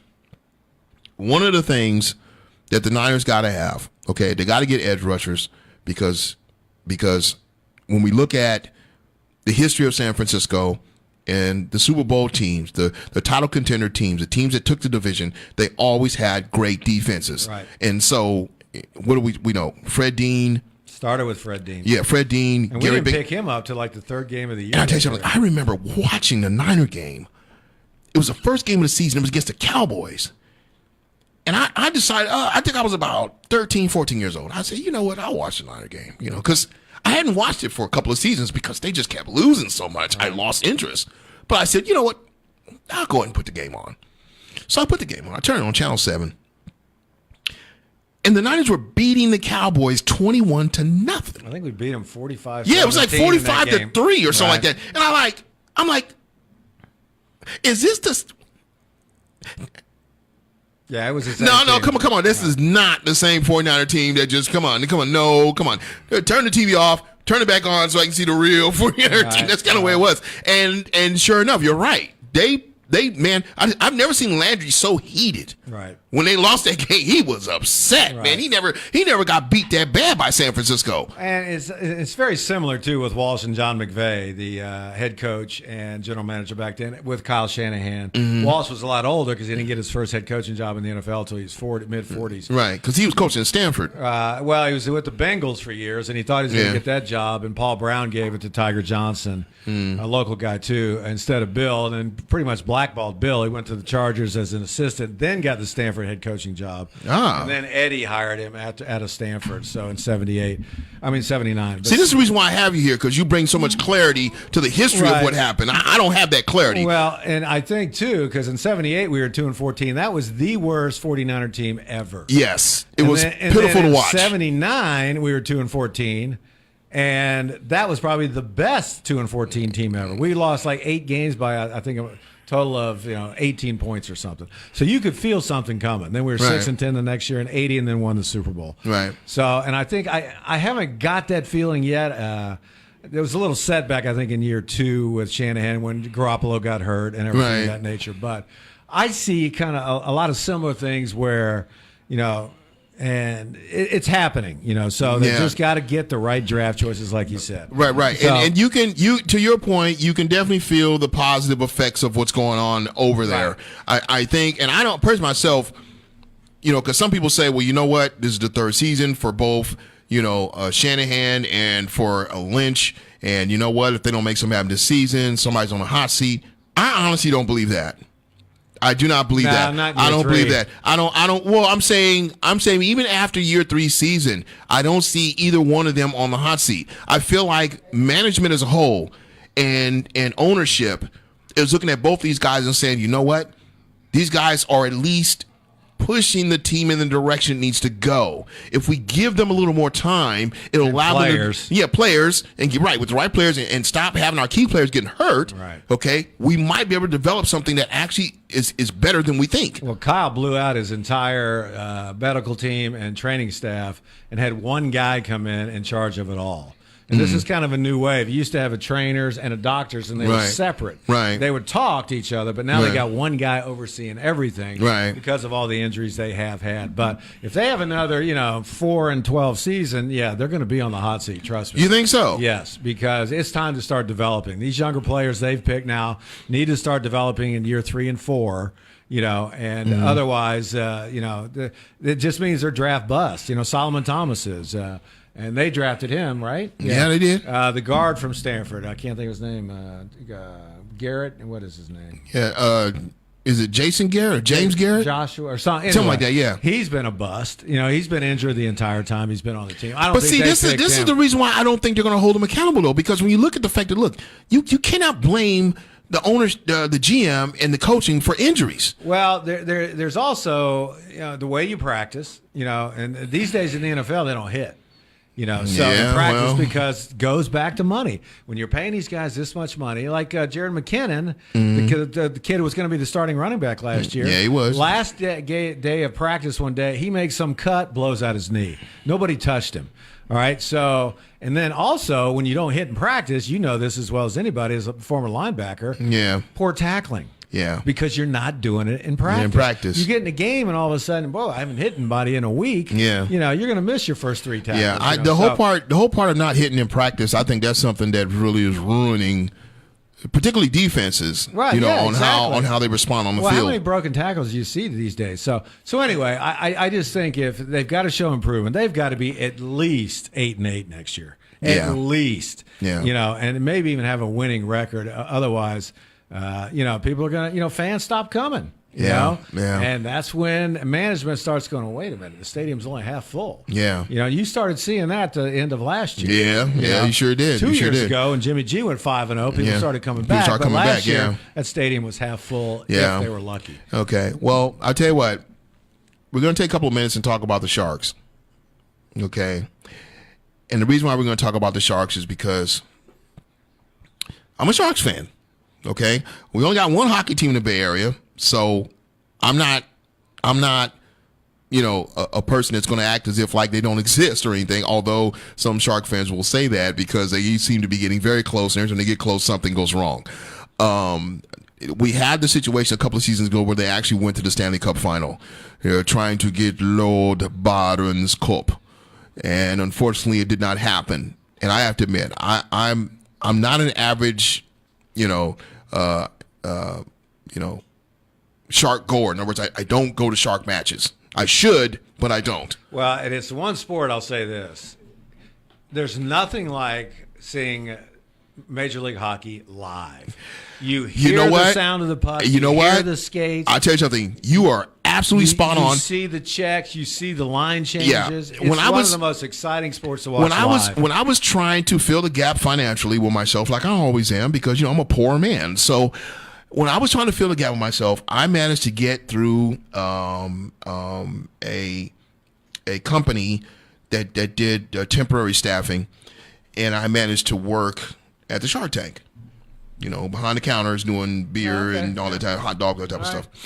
So it's at a shark game, and what happens is I have to go out and pick up this area, and as I'm picking up this area, somebody says, "Hey, look at this!" And I look down, and you're right, man. When you're watching it, it is amazing, man. These guys are flying at high speed. The puck, and people are battling for the puck. I mean, it's man. It's a contact sport. I'm telling you. You think the goalie has no chance every time. Somebody's coming at you at 25 miles an hour on skates. But with then a stick. Right. And I tell you something, and you see the highlights, and the highlights look amazing. I mean, I'm looking at the highlights going, how did he stop that? That puck was flying about 100 and some miles an hour. This guy reaches up, snatches it out the air, and I'm just going, okay. They don't get enough credit as athletes, hockey players. And I always said, you put razor blades on my feet, give me a stick in my hand, I'm going to hurt somebody. Yeah, me too. And and you know why I'm going to hurt somebody? Because I don't know what the hell I'm doing. Yeah, exactly. And they're a great group of guys. They kind of remind me of the NFL back in the 60s and 70s. They'll get their nose broken and they'll just put it back themselves. They don't, and they're back on the ice. Joe Thornton played with a torn ACL. Yeah, Joe Thornton is a beast, man. That guy. And they're talking about, this might be his last year as a Shark. He's 39 years old. Yeah. He still wants to play, but you want to pay this guy. They gave him another contract. They got rid of Marlowe. Yeah, they got rid of Marlowe. And when that happened, people were upset, too. Yeah, and Patrick's a great guy. But so it's almost kind of like win one for the Gipper this year. Yeah. They still haven't won that Stanley Cup. No. It's been elusive. Who was that 2 years ago? It was Pittsburgh they lost to. Yeah, Penguins. We were with the Warriors traveling while, where were we? Cleveland, I guess it was, yeah. And so we were debating, do I just run over to Pittsburgh and cover that game come back, yeah. So anyway, we sent a separate reporter. But So it's a great group of guys. They've had some great coaches over the years, and I'd love to see them win a Stanley Cup. Because when they came to San Jose, you lived down in Fremont, right? Right. Yeah. Right. So when they came here, I'm going, hockey in San Jose? Yeah. And you're like, yeah. what? But it's just a great group of guys. And first, most hockey fans are East Coast transplants, right? Because there was no hockey out here. There's no hockey out here. LA, there's no ice rinks out here. Yeah, exactly. They've all closed in the whole Bay Area. Yeah. Although they do have one in San Jose now. Yeah, they do. Yeah, they do. And Sharkside's where they practice. Right, where they practice. Right. Yeah. So anyway, I'd love to see him get that cup because I know a lot. Joe Pavelski. I know a lot of those players from covering them over the years. Wow. Burns. All just great guys. Some of them, for instance, in post game, they won't do an interview. Joe Thornton won't do an interview without putting his teeth in. All right, Brent Burns doesn't care. Brett Burns, is that Brent? Yeah, Brent. He doesn't care. He's got his teeth out. He's like, he's talking. Doesn't matter. So it's just funny. They're just different breeds of cats. A lot of them, Pavelski played in college hockey, and most of them from Canada. Yeah.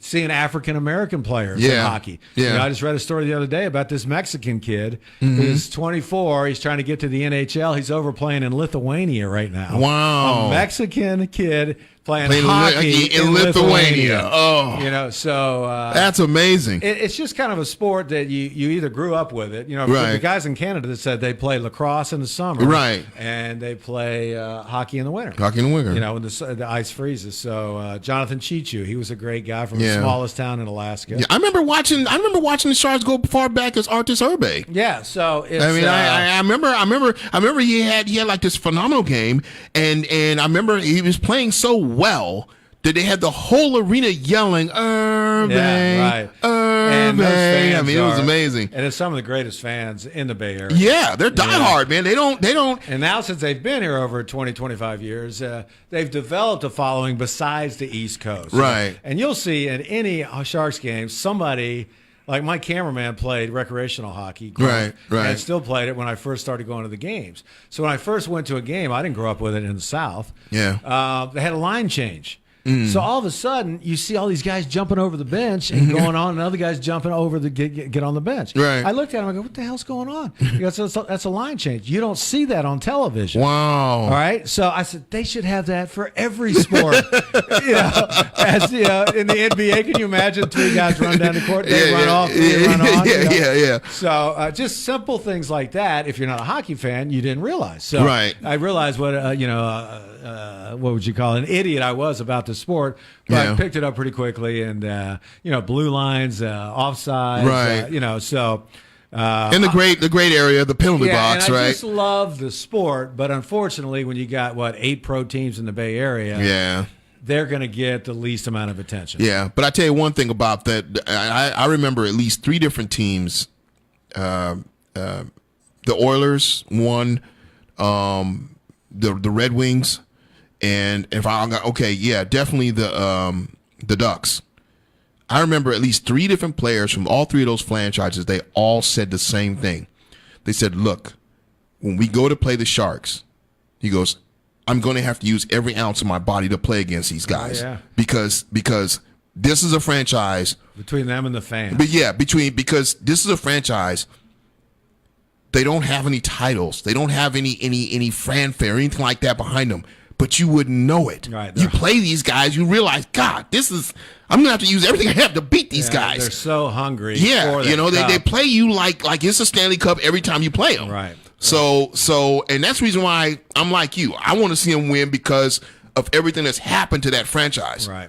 And I can remember, when I was doing sports, that I'd get calls from hockey fans and say, "Hey, you didn't give the Sharks any love." Well, I get 3 minutes. And at certain times of the year, you got the 49ers, the Raiders, the A's, the Giants, the Warriors. Right. And then you might show one score from the Sharks game. Right. And you got the same thing with soccer. The Earthquakes.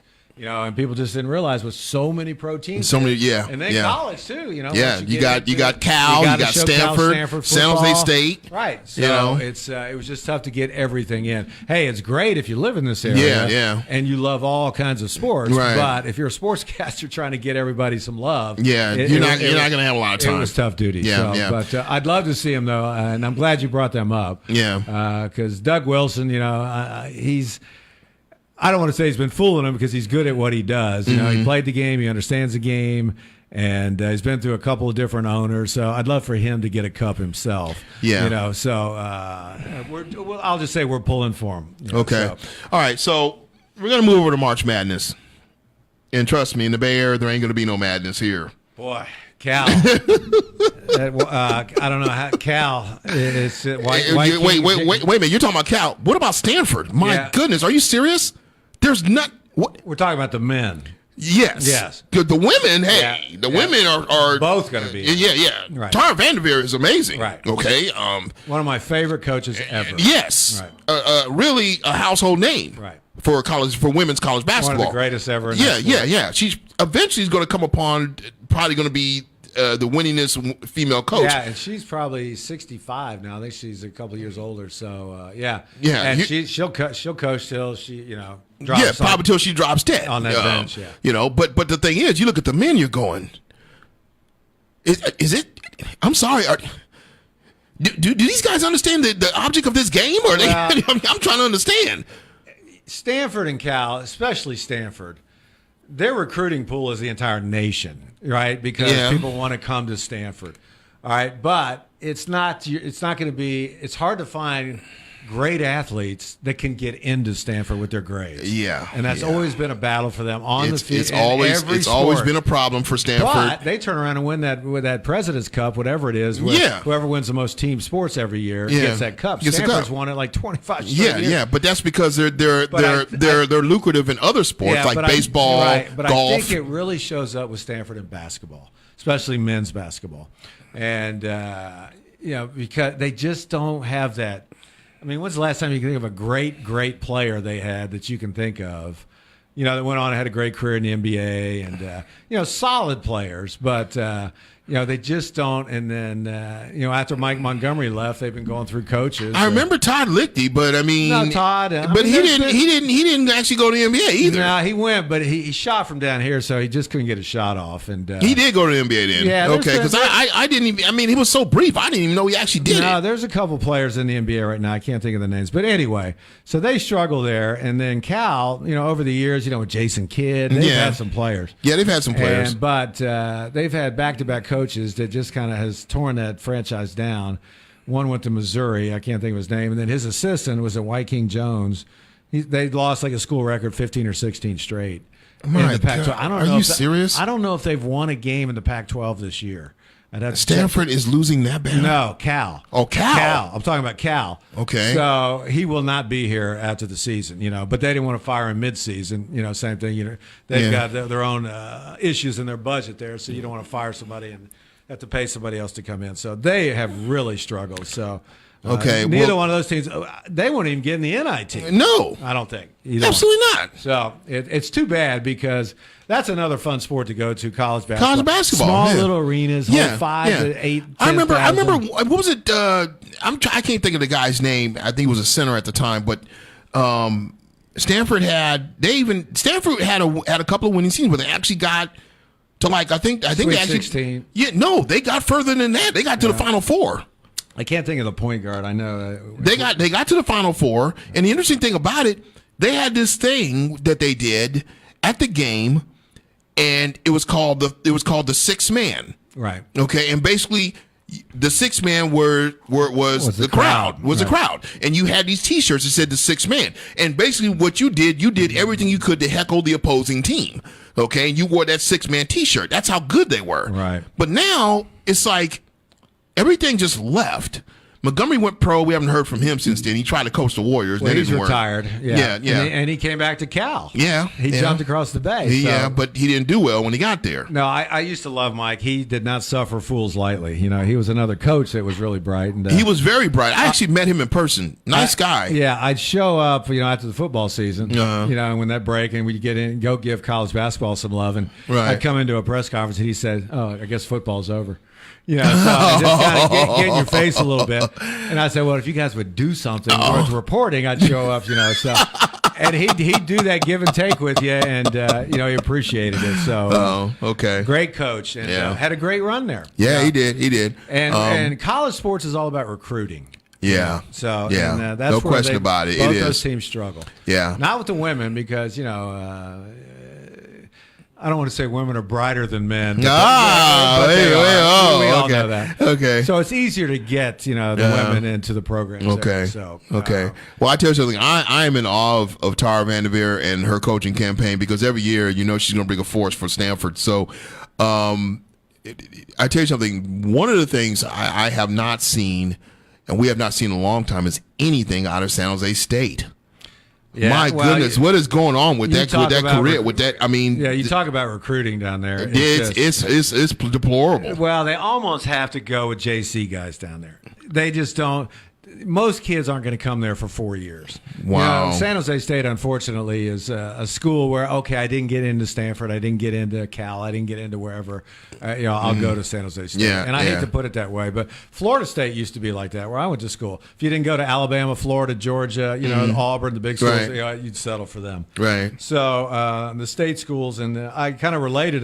My first gig in broadcasting was doing San Jose State football games. Wow. With John Schrader, yeah. So and I The played great with John Steve, Schrader. and I played with Steve DeBerg, who was a Hall of Famer from San Jose State. Bill Walsh went to San Jose State. Right. Yeah, so it's a school I've always had an affinity for because it gives guys opportunities. But Kenny Marjoram coached down there out there playing at Stanford, and but yeah, they struggle, and I think the toughest thing for them is recruiting. Yeah, because you're not getting the top level guys. No, I look at their basketball team last season. I thought, boy, this is really awful. I mean, it was downright awful. They couldn't. I don't think they could put together 3 wins all season. Well, I think football is probably the only sport you really hear about from them down there. Yeah. Unfortunately, I couldn't even tell you who their head coach was in basketball. Yeah, that's my point. And it's too bad because they have a lot to offer down there.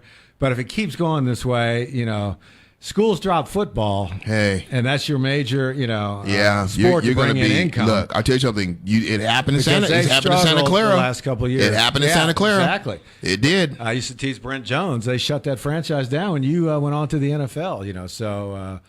Unfortunately, you don't want to see that happen. And they have one of the greatest PR guys down there. He's been there forever. And, of course, his name just went through my head, and I can't remember it. So. Okay. But anyway, and I'm looking here on my phone. I got to bring this up. Roger Federer won his 100th tournament. Are you serious? 100. All right. And Jimmy Connors, I think, is second all time to Rod Laver, who won 200. Wow. So Jimmy Connors welcomed, but Rod Lavers weren't all on the pro tour. He played amateur for a lot of years, so I'm not sure what exactly his is. But I think Connors is considered the big dog at 109. So he tweeted out, "Welcome, Roger. I've been really lonely here for all these years. I finally won." So Roger wins his 100th tournament. Right. So James Blake, the former player, African American, right. He's sitting there watching the event, and his 10-year-old son says to him, or his son, I'm not sure how old he was. He looked at him. He said, "Oh, he won 100." He goes, "Dad, how many did you win?" He goes, 10. And he was proud of winning 10. It's tough to win on tour. Yeah. And his son said, 10? That's like nothing. Wow. So James Blake tweeted out the story and said, "Thanks, Roger, for making me look bad in front of my kid. But congratulations on your 100th you want to victory." win. Now, is this back to the whole you and Fred Blitnikoff analogy, that whole thing, or No, not at all. Okay. But it was just amazing because Roger's been around forever. He's 36 years old now. Yes. Still winning events with these young kids. Amazing. There's certain freaks of nature whose body allows them. He just moves so effortlessly around the court. Yeah. There's no stress on his knees. And even when the game changed with the equipment and the balls, and the court's getting harder, which makes it faster. Right. That's why you don't see guys coming to the net anymore because the ball comes back so fast. Right. They can't get up there. Right. So Rogers made that adjustment. He got a bigger headed racket, changed his whole game. So I just love to see guys play as long as they can. Well, he hasn't lost a lot of his game. Well, this is back to what I was trying to explain. To my daughter one day. Shout out to my daughter Carmel. Hello. And Annabelle, mine. It says we're shouting out. Yeah. But. Neither one of us shout out to our wives. Yeah, right. And actually, I'm probably going to be in the doghouse now that you brought that out. Exactly. Okay, so just don't snatch the cell phone from her. Yeah, definitely. one of the things I was trying to explain to her is like, look, I understand, we're here in the Silicon Valley, and this is one of the tech giants of the country probably is. And everybody's into technology. We've seen all the different advancements that have happened. But I try to tell her, one of the things that's amazing to me is how the human body works. Right. Because the human body in its own right is amazing. I mean, come on. I've been watching sports since I was a kid. It was really something that I utilized to keep myself out of trouble. Okay? But I'll tell you something. First time I watched Michael Jordan slam on a 7-foot center, Patrick Ewing. First time I saw that, I said, that's unbelievable. I mean, and then you think of the power move he did against the Lakers in the finals, okay, where he was basically, it was now you see me, now you don't trick, where he had it in one hand and switched to the other. I mean, come on. To me, I mean, and I know there were reports, guys from ESPN after he did that were up late night with their remotes going, wait a minute, okay, checking it back, going, okay, slow it down. They wanted to see it in slow motion because they could not believe that Jordan had did that, okay? And so what does that tell you? It's like, yes, technology has its place, but the human body is an amazing piece of machinery. Well, and on top of that, what you can get it to do. Right. Like when I used to train, I'd push myself to a level I've never been to every day. And Jerry Rice was doing the same thing. Jerry claims that he was running in the hills of Woodside. I was doing that way before he was. Really? Yeah, he just got credit doing it. It was kind of cross training, where you do something a little different, so your body, could adjust to it that way. But I'll tell you something. Jerry was running in Woodside, and so was Roger Craig. I saw footage. Yeah, well, Roger was doing it first. Roger was before Jerry. What, really? Yeah. Okay. So, because I actually met Roger Craig. He was supposed to let me interview him too, and he never did. Yeah. No, Roger's a great guy. He is. He is. So. Well, no, something did come up. He's a busy guy. Right. So, and Roger, and these are just like, for instance, what's the distance runner? Dean Karnassus. He's a distance runner. He ran 50 marathons in 50 states in 50 days. That's insane, dude. Thank you.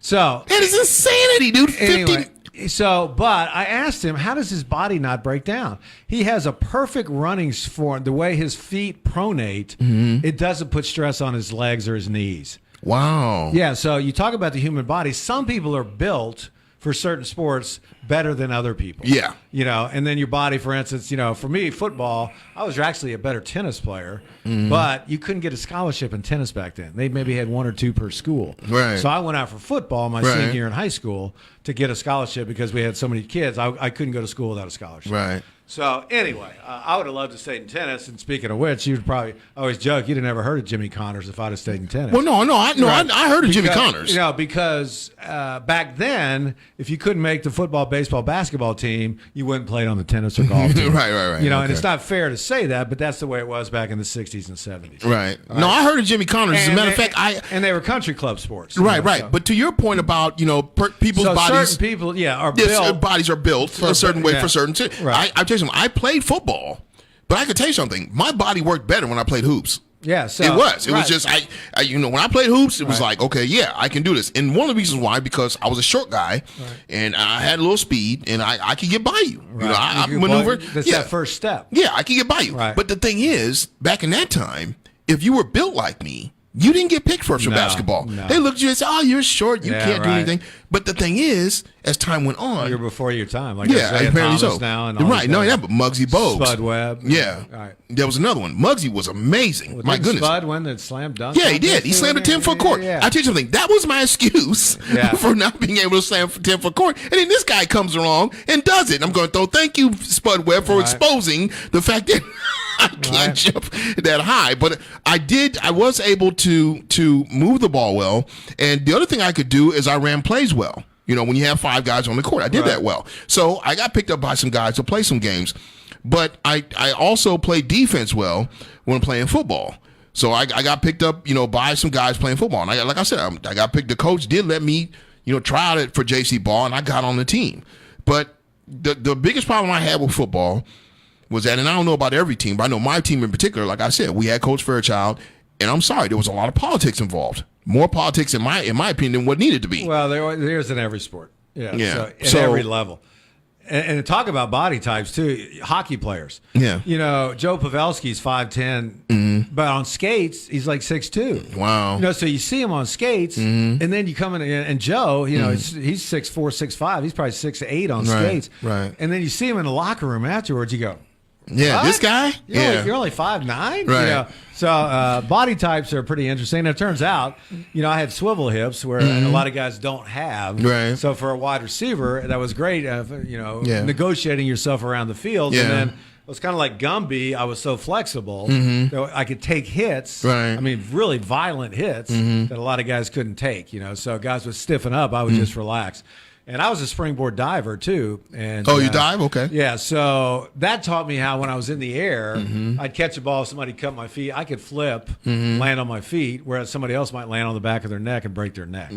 You know, so every sport that you play as a child can kind of develop and, you know, all work together to maybe make you the best in one particular sport. Right. And to your point, one of the good examples, your point about a person's body type, you know, basically adjusting or able to adjust depending on Tim Lincecum is a good example of that. Here's a guy who looks close to nothing. Look like a skateboard. Yeah. Right. If you saw him, you'd think you see him at the skateboard park. Yeah. But that guy, when he delivered a pitch, it was unbelievable. Yeah. But his mechanics all had to work perfectly. Yes. That's what happened to him in the end. He couldn't rediscover his mechanics. Right. You know, and his dad but in the worked with beginning, him. he was Oh, no. amazing. He was the transition really from Barry Bonds. Yeah. You know. Yeah. And then Matt Cain and so. Yeah. But it's.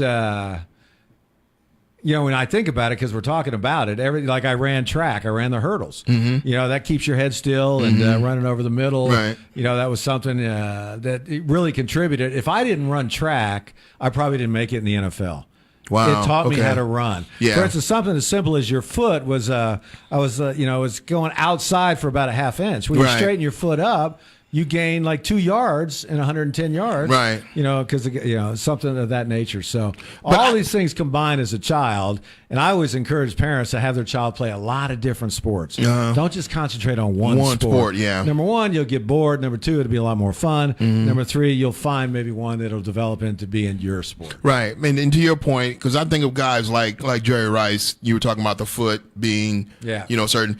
That was a guy that when he caught the football, and I can think of one particular game when they played against Dallas, and Elvis Gerbach was the one that threw to him. Elvis Gerbach. Yeah, threw the passes, and we threw 4 touchdowns in that day against Dallas. But he threw a couple of passes to Jerry Rice, and Jerry was the master of the slant. I mean, come on, the slant was just his route. He ran that thing like, and it was just like you went, dude, really? Yeah. Okay, but he ran this route, the slant, and Gerbach threw the pass to him. He caught the ball, took a step, and he was gone. And that was it. And matter of fact, it was done so well. I never thought I would see this. The defensive backs for Dallas, you know, God rest their souls, man. I mean, there was nothing they could do. They turned, they looked, and they just gave up. It was like, why chase him? He's pretty much in the end zone already. I mean, you're not going to catch him now. And that's a good example of what we're talking about with the combine. Right. All right, Jerry ran a 4.6 at the combine. Right. But he ran a 4.4 to the ball. When the ball was in the air, he kicked into another gear, and he ran it like after the catch. Right. He caught that slant. You couldn't catch him. Yeah. You know, even if guys were running, you know, they take a wrong angle on him, or so he had with the, you know, that's I call it running from the police speed. Right? Because I could jump 10 feet over a fence. Right. Me, you know, or I'm running a 4.3 40 instead of a 4.6. You know, to your point, I'm going to tell this little quip real quick because this actually happened to me. I was living in East Palo Alto at the time. I was 16 years old. I'll never forget this. I was with my good buddy, Wayne Price. And Wayne Price was a receiver up at Foothill College the year that I was a defensive back. So what happens is we're in East Palo Alto. We're young kids. And I said 16. We weren't 16. We're actually in our 20s at that time. But what happens is they had this place. So you were a juvenile delinquent into your 20s. In my 20s, yeah. Right. They had this place in East Palo Alto. And East Palo Alto was just, I'm sorry, it was a dump, okay? And the thing is, they had this place that they tried to turn into some type of spot, night spot, whatever. You know, they called it something Ronies or whatever, and they were selling pizza. And at the same time, they had this little area that they had like a dance, so they had music playing. Now, mind you, this was right across the street. It's off University and Bay. It's right across the street from the police station. Okay. Now, mind you, there's people in the corner. They're selling drugs. Okay. They're selling drugs all day. So what happens is when they used to sell drugs, you know, people would do what's called like a drive-by drug sale. They just pull in. The guy would throw a bunch of packs of weed in there, and the guy would give them $10-20. They'd pick out the best one. The guy would drive off. Well, what happens is we're young and stupid, so we're getting high, right? So what happens is Wayne lights up a joint. I take a hit. I give it back to him. He takes a hit. And we're both leaning up against the wall. So what happens is out of the peripheral vision of my eye, I see this guy walk up, okay? He walks up. He starts leaning against the wall. So I'm like, okay, so I noticed him, you know. So what happens is this other guy, a couple of minutes later, walks up. He doesn't actually get to him, but he's walking towards him. And I'm looking at Wayne, and, you know, we're shooting, you know, the breeze, talking, whatever. The guy pulls out a gun, okay, puts it to the guy's dome, blasts him, kills him. Damn. Right there. We're watching brain matter, everything flap against the wall. Now, mind you, Wayne's got blood on his shirt. I got blood on my pants. We seen that. It was like a knee-jerk reaction. It was like, look, and we're out, okay? There's a fence, okay, that was behind the place where 10 rooms, whatever. That house was called the Johnson's house. They had 2 Dolman pictures back there. Nobody ever went back there. It was like a knee-jerk reaction. We took off. We seen the fence. We leaped it. We were gone, okay? We were moving so fast, okay? The dogs sat there. They didn't bother. Yeah, they watched us go by, and that was it. We didn't stop running until we got to the last part of Newbridge. And it was like by the time we got all the way down, it was like we didn't even really realize how fast we were actually running. Okay? Right. But I tell you something, that day, if I didn't clock, I probably did about a 4.2 or 4.3 in the 40 that day. That's amazing what adrenaline is. We were flying. Right. Okay?